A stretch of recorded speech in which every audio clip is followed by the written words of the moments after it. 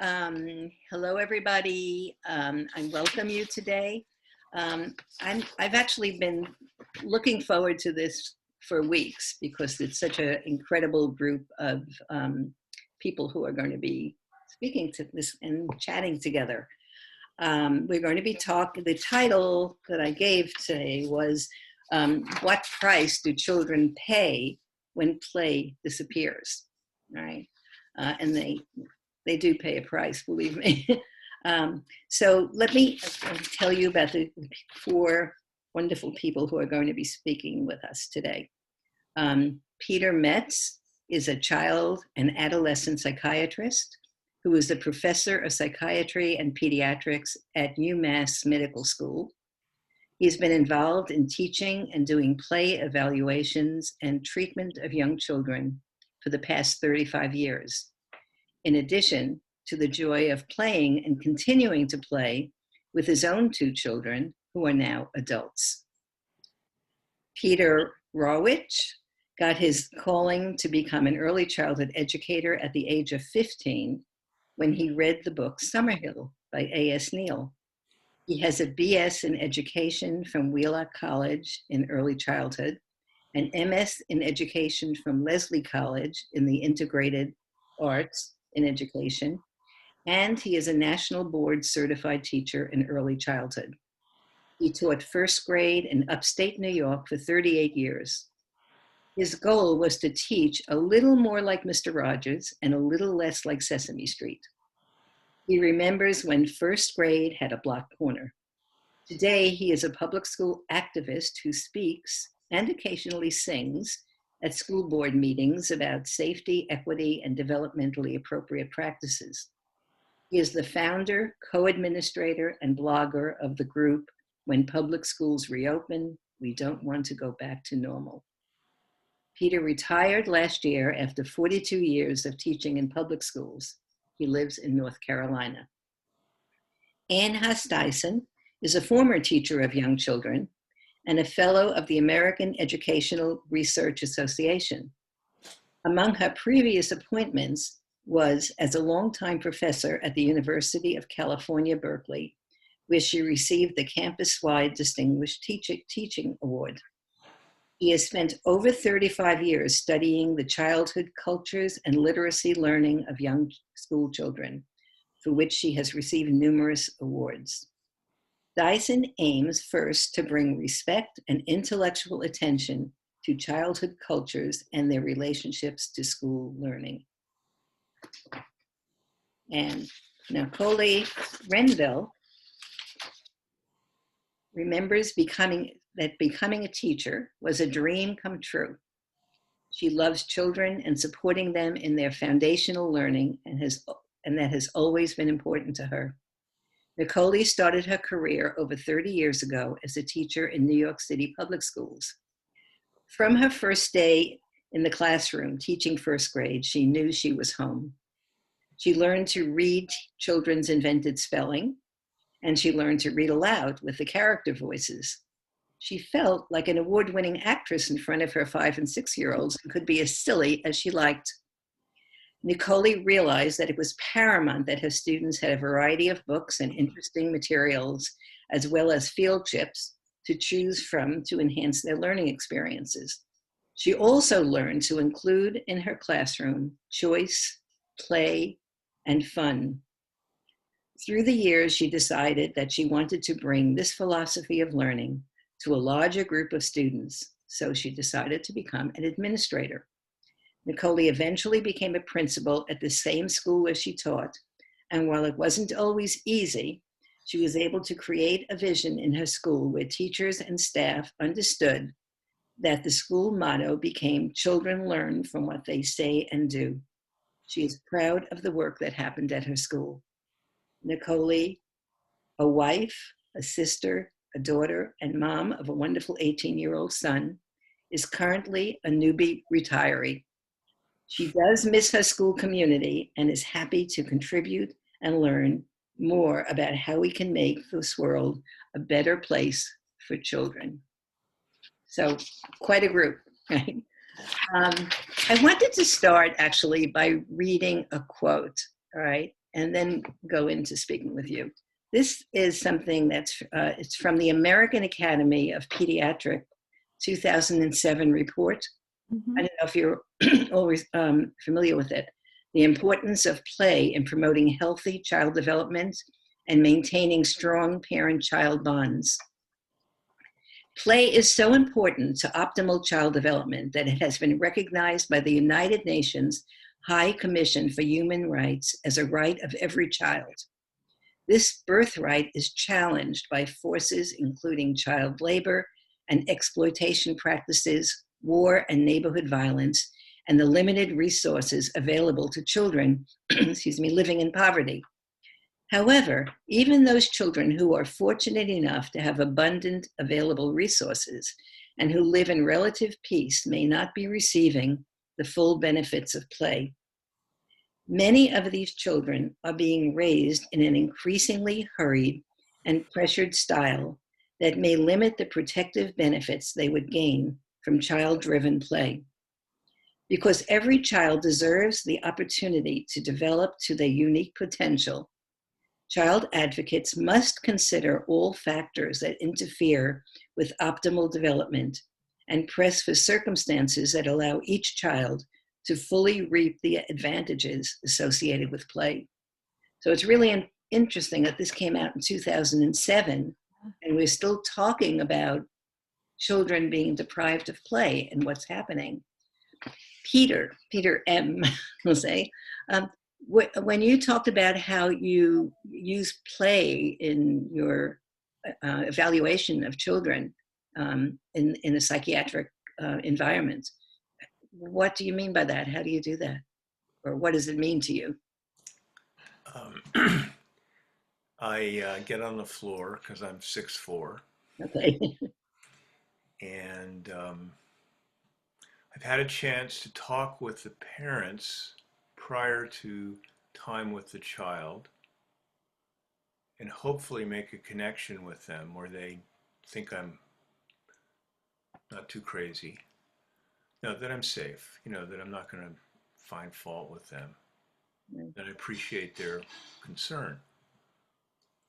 Because that matters how it goes when then I go down to play with the child, because we have a little time together. And I've a little bit coached the mom, usually, to talk about why I'm there and that she hopes the child can have a good time with me. That doesn't always happen because some moms can't do that. I've kind of had a chance to figure that out talking with the mom first. Mm. And then we have toys, and like what you all do, I just say to the child, well, I'm a worry doctor. I'm straightforward, but I want to play with you. There's a bag. I have, the toys disappear. I don't know if you all have this issue, but so I have a bag with a lock. It's horrible. I hate locks, but it's a reality. I take the lock off before the kid comes though. So I bring my bag, and it's a hockey bag, and it's got a whole bunch of toys in it, and they're not randomly selected. And there's a dollhouse, and we play. And I listen to the child's voice, and I try to appreciate the child's understanding and the child's feelings through the themes in the play. And when the child can't play, I try, as Winnicott said, I try to see if we can get to a point where the child can play by just being calm and steady and helping with limits. And it's very powerful because the kids always know what's going on. Mm. I mean, in some sense, and it's helpful because it helps parents sometimes. The hope is it helps parents see the child differently. So that's the play in the diagnostic sense. But what's powerful is that, and I don't want to, and I'll be quiet, puff myself up, but so many parents say, oh, the child talked about you all week long. Mm-hmm.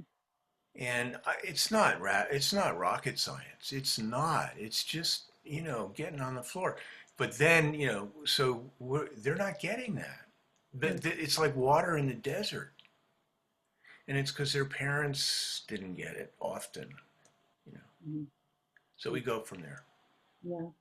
It's interesting that you say that because I remember one year I always ask the parents if they want to write something to me beforehand to let me know something about their child or anything they want me to know about their child, or, Yeah. it's pretty open what I ask. And I had a child who the father wrote and said, Sarah doesn't know how to play, and Sarah doesn't know how to have fun. But Sarah came into school, and sure enough, Sarah was very serious, and she could read fluently. But when I don't mean just read, like little kids reading, but she could sit with a book like Charlotte's Web and read it and understand it and read it with fluency. So something was going on at home where she was having lots of opportunities to read, but not too much opportunity for playing. I mean, by the end of the year, she was playing quite a bit. Actually, I had her for 2 years, so she was really playing a lot. But I see what you're saying. But do you ever see the children, like you see a child in your clinic? But will you ever see that child with another child to see what the reactions are? Not enough. I pay a lot of attention to what teachers say and Mm-hmm. what the parents say about the kids' peer relations. I get to see kids with their sibs some Mm-hmm. when they come in, but no, not a lot. And that's something to miss in terms of direct observation for sure. Right. So when I first met you at some party, and we were talking about play, you used the expression "play deprived," and it really stuck with me. And I've since seen it in some books. Um, as you brought up Peter um, Stuart Brown's book, but also Peter Gray has used that play deprived, which is such a sad expression, right? Nakoley, you the principal of a New York City public school, and what I didn't tell everybody before is that well, I know Nakoley quite a while now. We were in a study group together years ago, Teachers College. I But was a baby teacher. We've known each other for like 28 years, Renee. Oh yeah, my goodness. you were a relatively new teacher, but at a certain point, Nakoley became an assistant principal in her school, and it's a school with a mostly Caribbean population, if I remember correctly, right?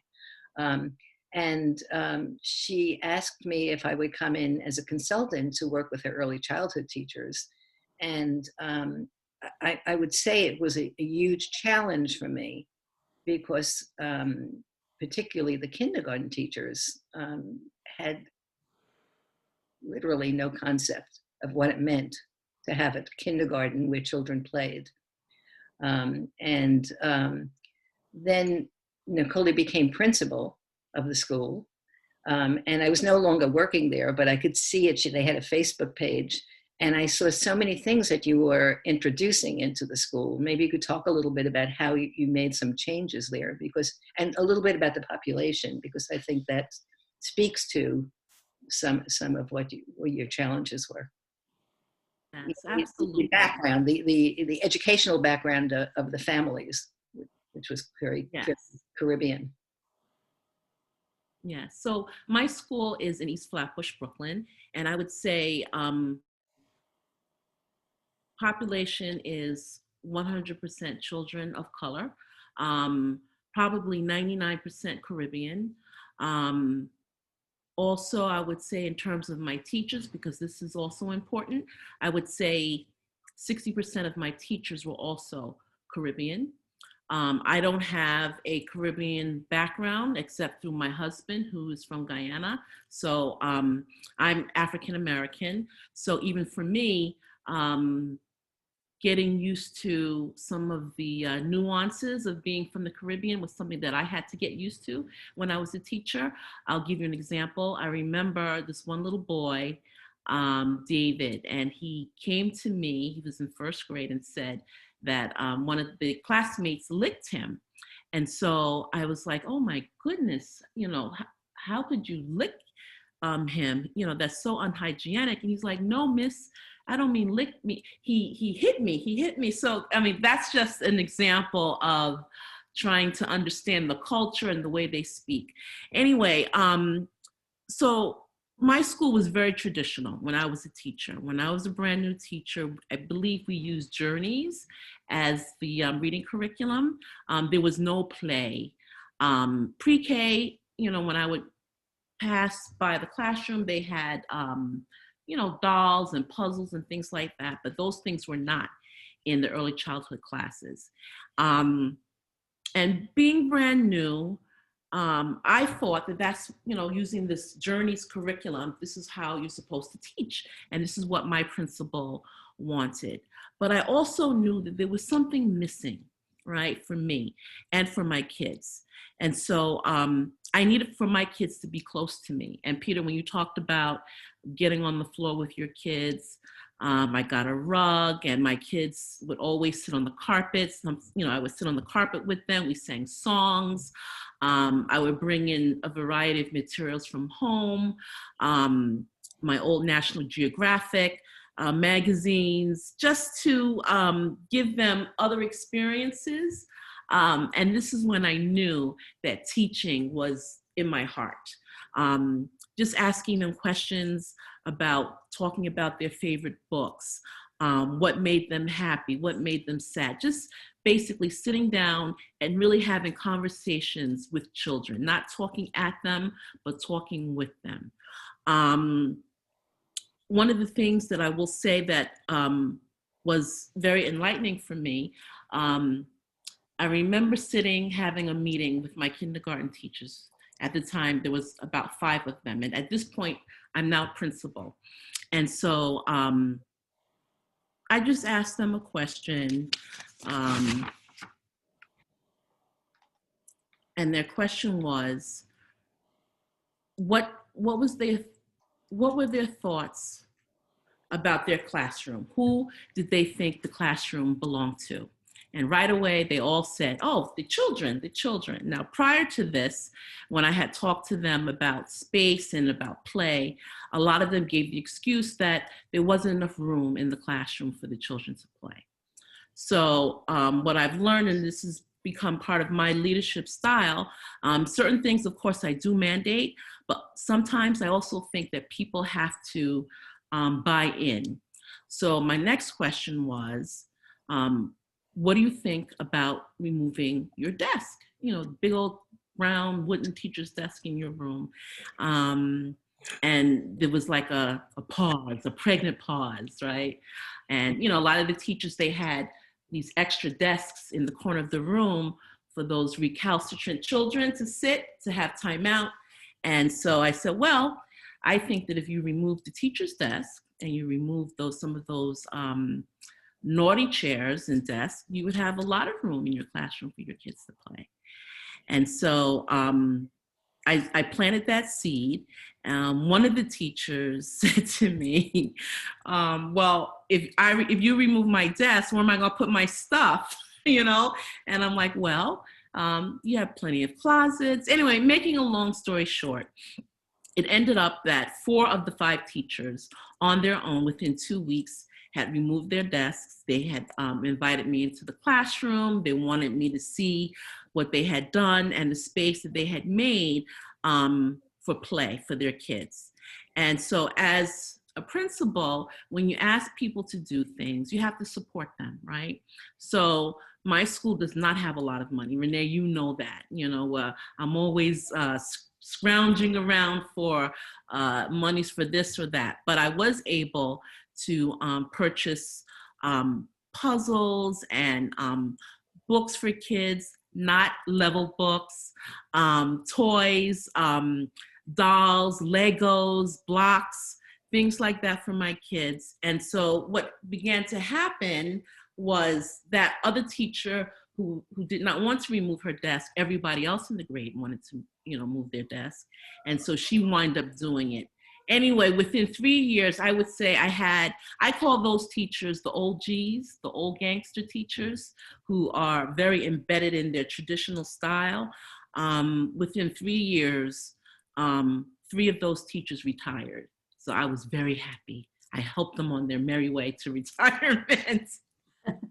um, so what wound up happening was it was a progression. It wasn't anything that happened overnight. It took time, but again, my leadership style is I want people to buy in. And so next, we really had conversations. We had book studies. Beautiful Stuff was a book that I purchased for my teachers, K to 2. Of course, Investigating Choice Time was a book that I purchased for my teachers. And then after a while, teachers began to come to me. One teacher in particular, I don't know if you remember her, Miss Rooney, yes. Renee, and she said that she asked me if it was okay if she created a schedule, a playground schedule for the kids in her grade. And I said, of course. I said, but I want to know what it is that you want to do. And so she said that she just wanted to have an opportunity. She was a first grade teacher at the time. They wanted to have a chance to bring their kids outside in the schoolyard and just explore and play. And, maybe sometimes she would read them a story. And my heart just got so full with that. And, of course, so rather than me mandating it and people doing things because of its compliance, they started to own the work. And that's what you want to see in the school. We still had work more work to do, but those are just some examples of some of the things that I was able to do. It's about the mindset, changing them, because if you can't do that, you can't change things for the better for kids, and so, I hope maybe that answers your question, Renee, in terms of my population. Mm-hmm. How did the parents react?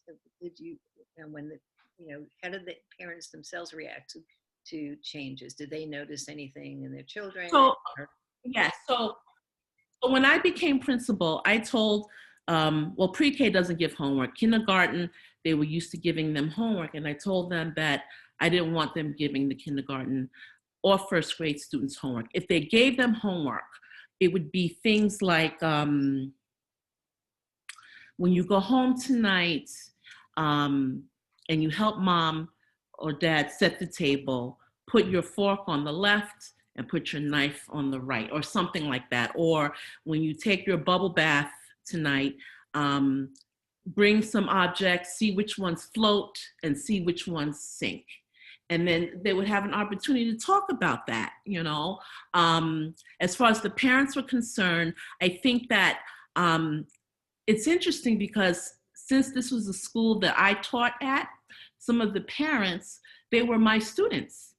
Okay, so that was an interesting, shift. And because if they were in my class, I did those kinds of things with them when they were in first grade. So it wasn't a stretch, but for other parents who were more used to that traditional, British style of, you have your homework, you sit down for hours and you read, you do your math and all of that. I didn't get a lot of pushback, I think because of the relationship that I had in my school community and because I was there for so long.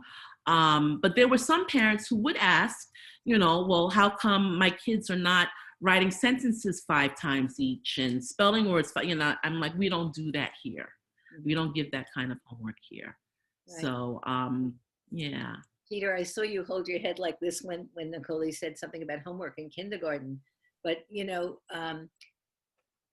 teachers are dealing with this horrendous thing called the Common Core Learning Standards. Mm-hmm. And these Common Core Learning Standards were created even for the early childhood grades. I don't think there was one early childhood person who was even on the committee that created this. And Peter, weren't you in some group that was somehow involved with trying to get some changes made in this? I seem to remember that when I first met you. One of the groups I was involved with, that I was invited to be part of, right. I had to apply. That was for New York State was in the process of rebranding the Common Core state standards to now become the New York standards. And so they had groups of teachers and administrators, possibly some parents, work in small groups to take parts of the math standards and the reading language arts standards, and supposedly use our knowledge and expertise to fine-tune them. Sadly, the group that I was in, the early childhood educators that were part of the English language arts, we were not listened to. As a group, we spoke out and said that many of these expectations were not realistic, and that we really need to begin by talking about what is developmentally appropriate for children, and then based on that science, talk about what are reasonable expectations. And that's not how the group was run. So it was a very frustrating experience at the state level. I thought it was very telling that the effort to rebrand and revise standards was led by New York State's Department of Curriculum Instruction, as opposed to being led by New York State's Department of Early Childhood. Mm-hmm. Because if you're involved in curriculum and instruction, you're probably looking at numerical metrics, a sequence of learning. You're looking at things that really just go against the grain of childhood, which is a very natural period of growth for human beings. Mm-hmm. And by not acknowledging that and trying to compartmentalize learning or create what they might call developmentally appropriate standards, but I think developmentally appropriate standards is an oxymoron, because you can't standardize children, you can't standardize childhood. Right, absolutely. Absolutely. A very, very frustrating experience, and one that probably, now that I'm retired, I'm not up to date as to where things are going, but I don't think a whole lot has changed. No, I don't think so. Do you know, in New York City, the Division of Early Childhood in the Department of Education only deals with pre-kindergarten. Kindergarten is no longer considered early childhood. Can you imagine? You're 100% correct. Can you imagine that? When I had, yeah.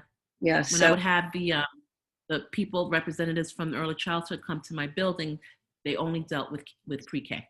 Yeah, no, I know. I've had actually confrontations with them because I just found it so incredibly upsetting, So, but I didn't get too far, and I've been buried in your book today, right? And one of your books, this one, Rewriting the Basics. Oh, uh-huh. I love it. I just love it. And there was one quote that I just pulled out. Writing programs for young children should rest on the foundation of play, talk, and social relations. It is in play that children venture into social roles, try out new discourses, and negotiate their own possibilities in a world of others. And I found that very interesting, because you were talking about writing, okay? You were talking about children writing. And honestly, I have never, ever heard anybody talk about play in conjunction with children learning to write. Could you talk about that a little bit, maybe? Mm-hmm. Sure. I have this burning desire, though, to say two things in response to the very interesting comments of other people, and then I'll direct. Sure, absolutely. Please, everybody, do that. I don't want to, I didn't want to be inappropriate, but I think although we are focusing on the consequences of the lack of play for kids, I think when Peter M was talking, I was thinking when you were talking, Peter, about what you learn from playing with the kids. This is exactly what is denied teachers, and I think that was reflected in what Nakoley said too, that when you watch children play, you learn about their interests, their social connections, their their use of language and their cultural bearings and their imagination and any kind of social issues or social justice issues that need to be addressed depending on the demographics of the school, but who will play with who and who will not play with who. So I think that we are denied as teachers very important resources too when we don't get to watch kids play. Mhm. So I wanted to say that. And the other thing I wanted to say is that this issue about lack of play, where I identify that in my own history, was, you know, I'm pretty old, so I was trained as a teacher in the 60s. And I remember some class, I had to read a stupid book, 1966, Teaching the Disadvantaged Child by Bereiter and Engelman. I don't know if anybody knows that discussion. Yes, book. right. Full of racism and classism. It's just totally disgusting. And I was a poor kid, so even though most of the kids' pictures were Black, I identified with those kids, and I was appalled. They said that, well, we don't have time to do play with these culturally disadvantaged kids. There's no time for play. And they had these little 3- and 4-year-olds sitting on chairs doing buh, buh, buh, and duh, duh, duh. And I'm sure they were just gripped with excitement. And it was just appalling. And I think for years, you would see that so-called curriculum referred to very respectfully in the sort of scholars of language and literacy. I never got that either. Why respect that? The deficit views of kids, there's no excuse for that. So I read that disgusting book to my classes every year. I want them to know that these things they think are just now, they've been around. It's just they've spread all over now. They've spread all over, but that's how they started. Anemic curriculum for very young children. It's called the SRA. It was Yeah. the SRA, yeah. Yeah, pretty disgusting. Okay, so now about kids and writing. This has been a long time, decades-long interest of mine. Comes from teaching, and when I would have writing with my little kids, there was so much talking going on and laughing and playful behavior that I really reacted negatively to the literature that was starting to come out. I think it was, a lot of it was coming from New Hampshire, someone named Donald Graves, and he had a student, Lucy Calkins, and they didn't, it was just one child at a time. And I thought, well, where's the play? Where's the laughter? Plus I was teaching in a bilingual program. So my kids, they were Spanish English speakers, and they had different resources. And there was no one in their books who was anything other than mainstream, middle class, idealized childhood. But I thought my kids were great, but they weren't in the literature. So I decided that I was influenced by Bill Corsaro, who said that children have these fundamental needs. And the first is to have somebody to play with, to have companions. And the other is to make sense of your world. And I thought that's what they do in play, and that's what they are doing. And so that has been the focus of my work as an observer of children and ethnographer of childhood cultures for the last 40 years. So I can explain it this way. If you think about kids playing with blocks, say, then they say, maybe they say, okay, this, they have an empty box and they say, okay, this is my car. And then they get in and then they're driving the car, right? And then maybe they start drawing and they draw and they say, this is my car. And other kids can get in the car if it's a big box. No, I didn't say that right. They draw a car and then maybe they draw other kids in the car rather than getting other kids in the box. Now they're drawing other kids in the car. And the next thing is as this written language gets highlighted all around them, pretty soon you'll see on there CR, and then the sort of the beginnings of the names of the other kids. And it's not too far from that to say, oh, this is your car, I see that. And what's going on with all these kids? And pretty soon, all the kids are interested because they're in her car, and I want to be in your car, and where's me in my car? I'm going to put you in my car. And all of a sudden, they're all making cars, and they're putting each other in their car, and they're asking each other, what's your name, and how do you spell your name, and how do you spell your name? Well, I got an M in my name, too. And they're doing all this, and where are we going? I'm going, and we're going to the park. And so it's all this language and all this play and all this joy around writing. Right. And I think it's just another tool for play.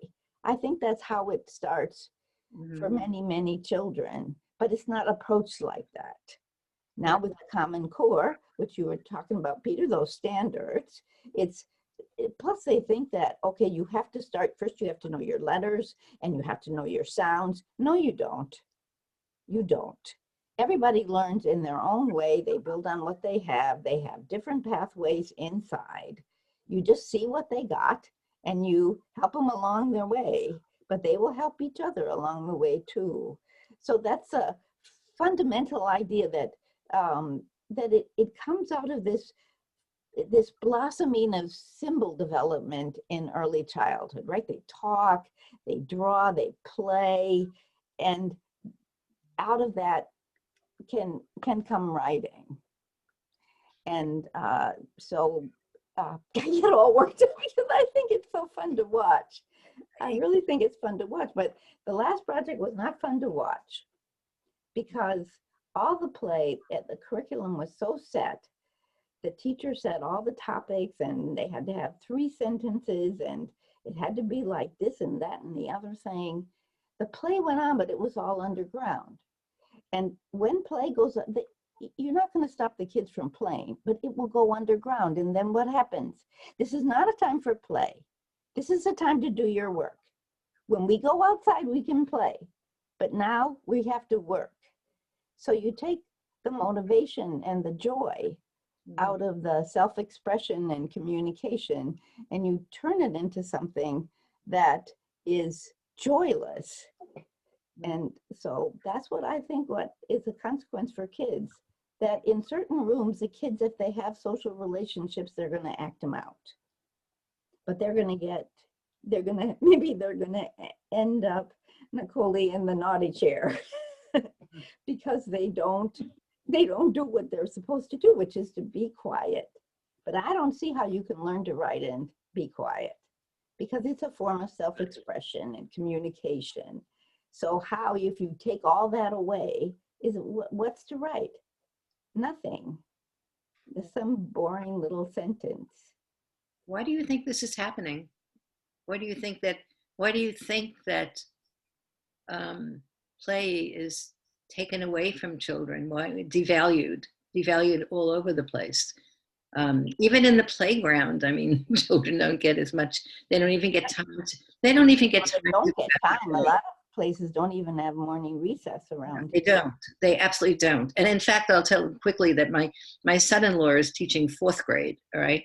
And now they're doing this hybrid, where he has half his class one day and 2 days a week and half the other 2 days a week. And he was given a half hour in the morning and a half hour in the afternoon to go out to the schoolyard with them. I mean, they were told, this is your time when you can do it.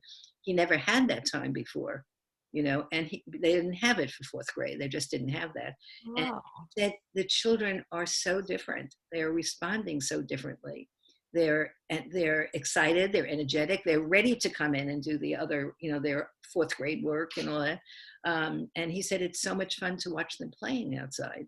And he keeps them busy and running, and he wants them to work up a sweat while they're playing, but I mean, this is 4th grade. I mean, I I think, Nakoley, I think even when I went to your school, I don't know how many years ago it was, I remember saying to the teachers, you need to take the children out to play every day, not just when they have after lunch 10, 15, whatever. Right.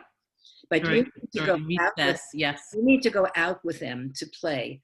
And it's for a few reasons, because they need to play. They need to have that time to play. But also, I think as a teacher, you learn so much about children by watching how they play. You become a researcher.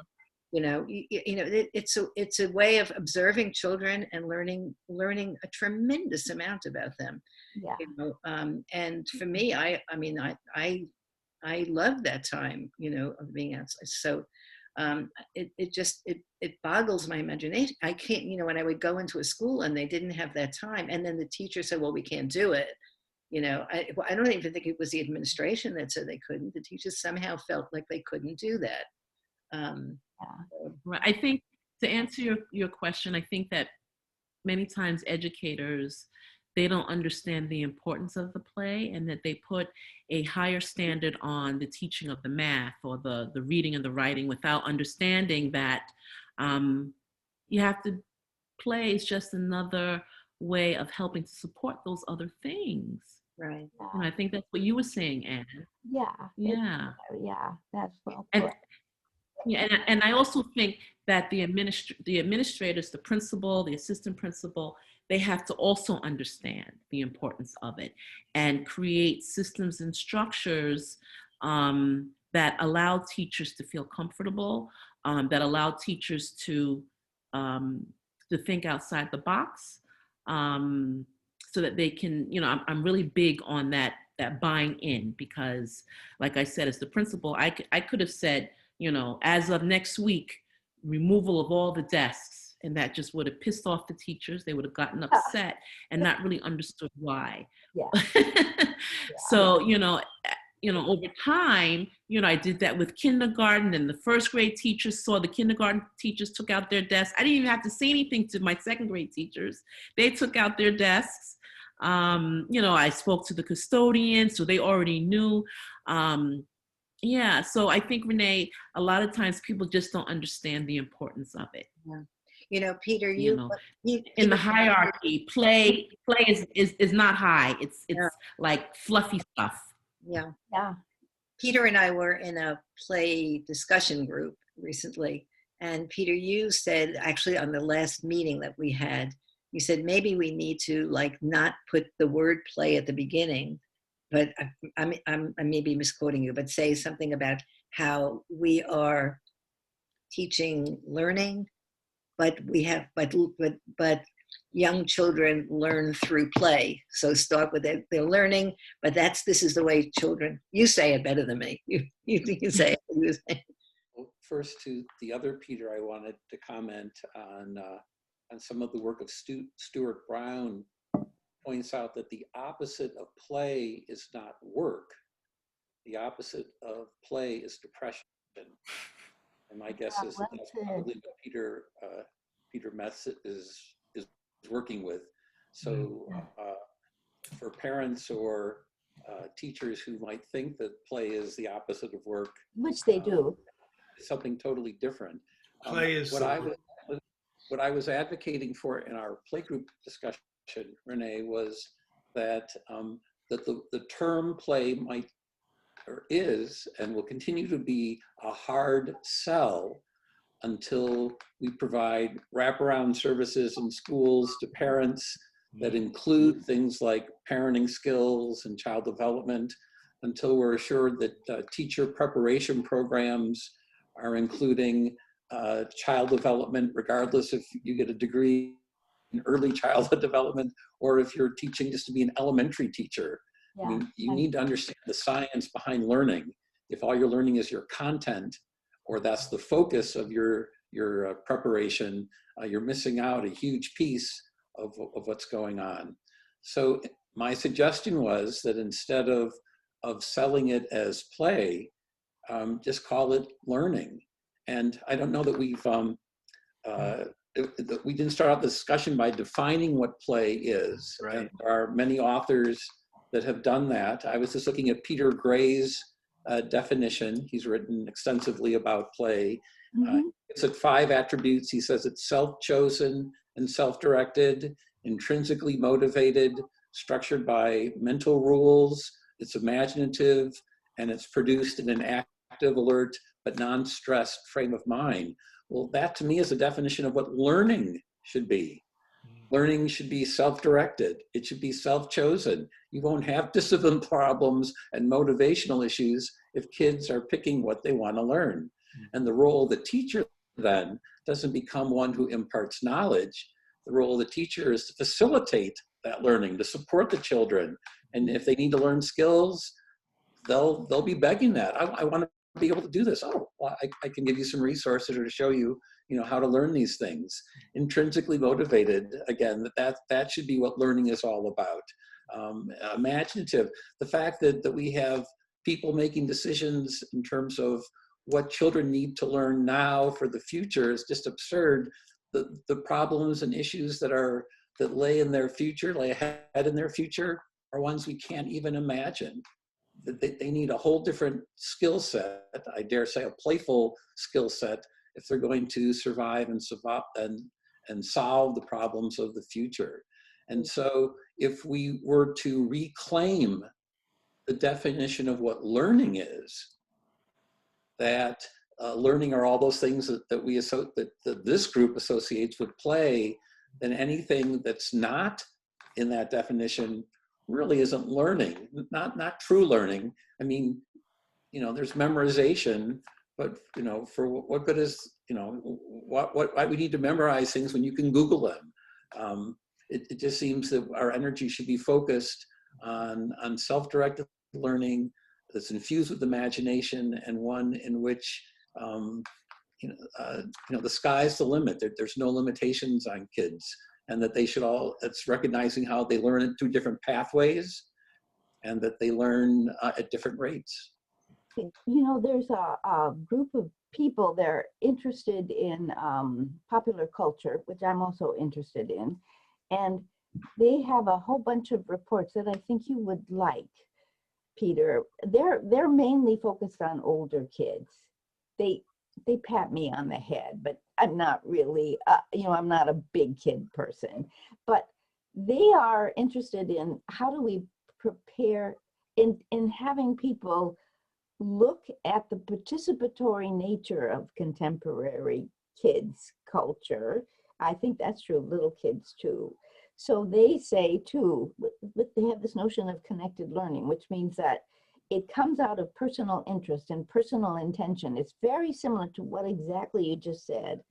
They just have this notion of, you find kind of your affinity group, your group of people who have related things that are centered around some issue. And then you learn, but you learn from each other as well as from the teacher as, I don't remember what word you use, guide or, Facilitator. Facilitator. Yeah, like that. And so they have a lot of examples. Unfortunately, I use this with a class I teach, and I said in our last class last night, it's just a shame that they don't have any little kids in here, because I think little kids teachers would be able to show what participatory culture looks like, and when it's driven by the kids, because I couldn't agree more that when you want to do something, you want somebody to show, how do you do that? They want you to show them how to do something. Right. Yeah. One of the also, yeah, Ms. Nakoley. I was going to say, that we also have to remember the role of technology in our children's lives. I think that also has an impact on the lack of play. I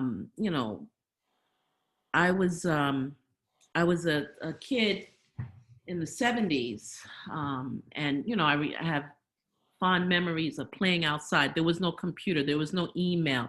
It wasn't in the 50s either. Jumping rope, right? Jumping rope, just playing in the park, and relay races, all that kind of stuff, playing house, all of those things.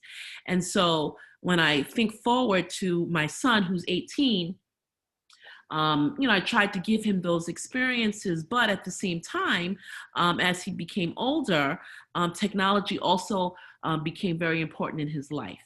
And now I would say, he just started college, and he's like addicted to the computer, and then when I think about the pandemic and I think about socialization, children, he's not a child, but he's a young adult now, but he still craves and needs that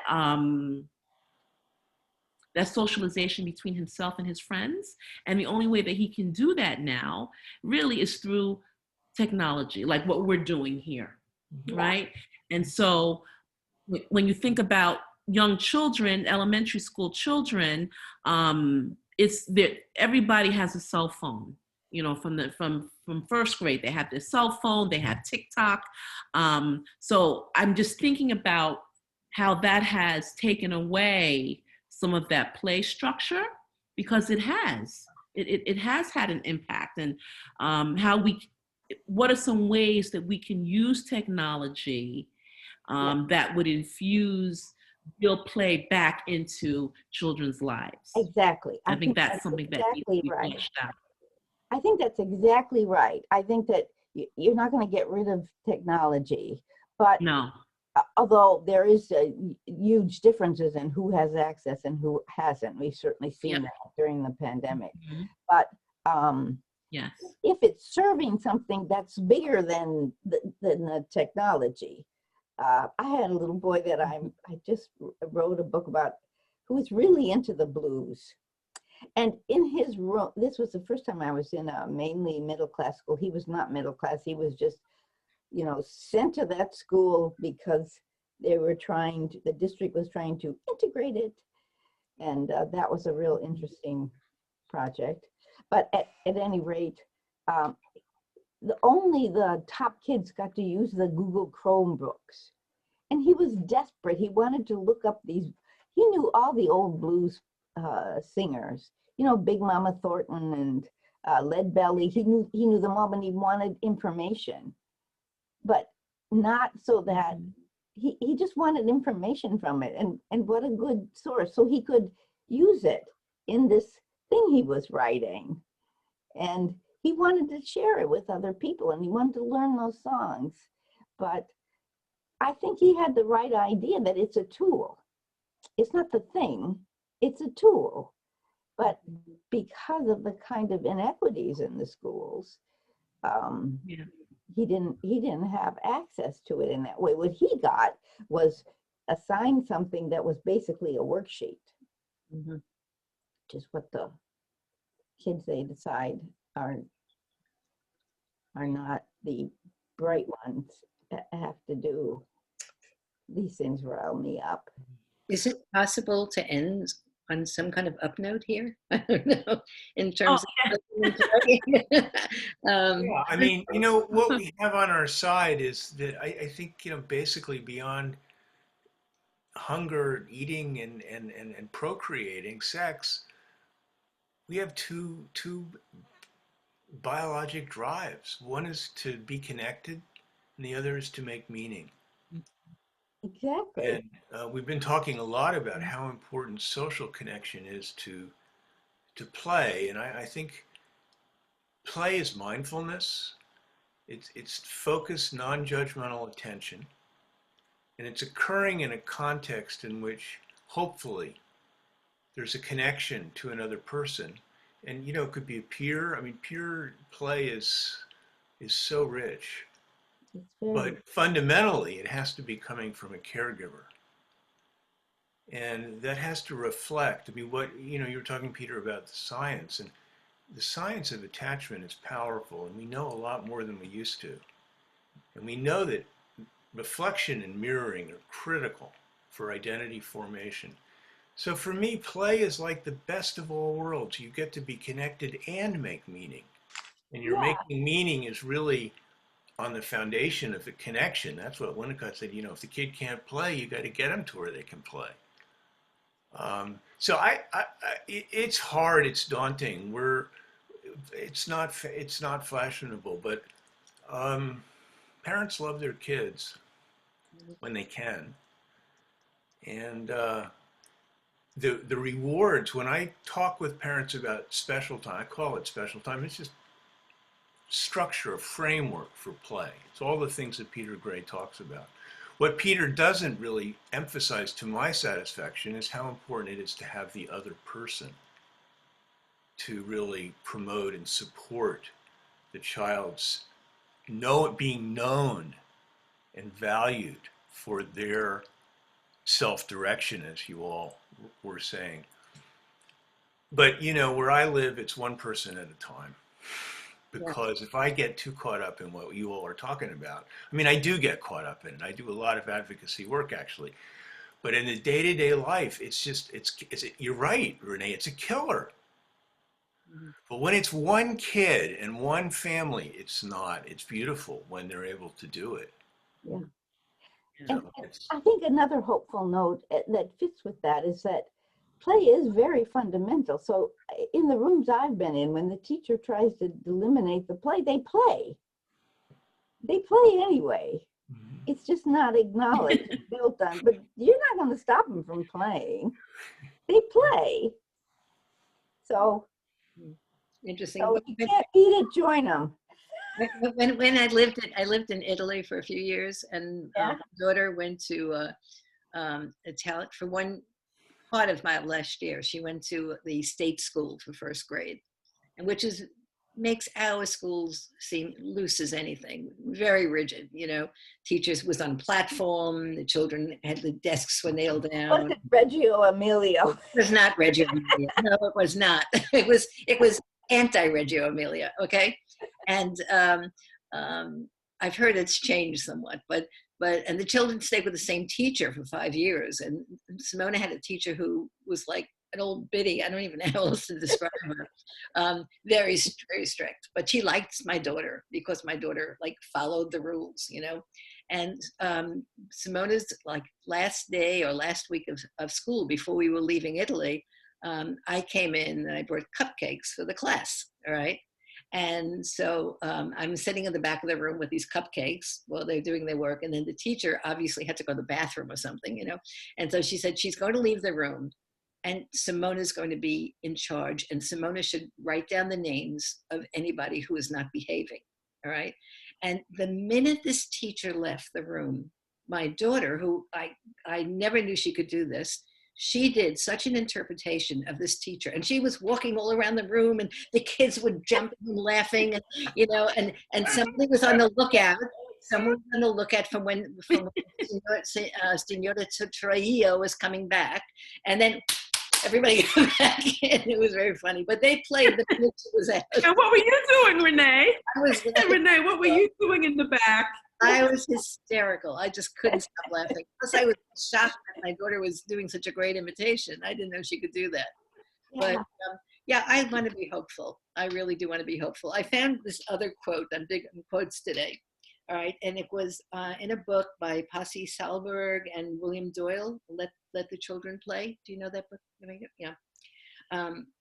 We stand, I think this is a more positive ending. We stand on the edge of a potential golden age of childhood, a new education era of creativity, exploration, deeper learning, and improved health and well-being for the world's children, if we build our schools of today and tomorrow on a foundation of play.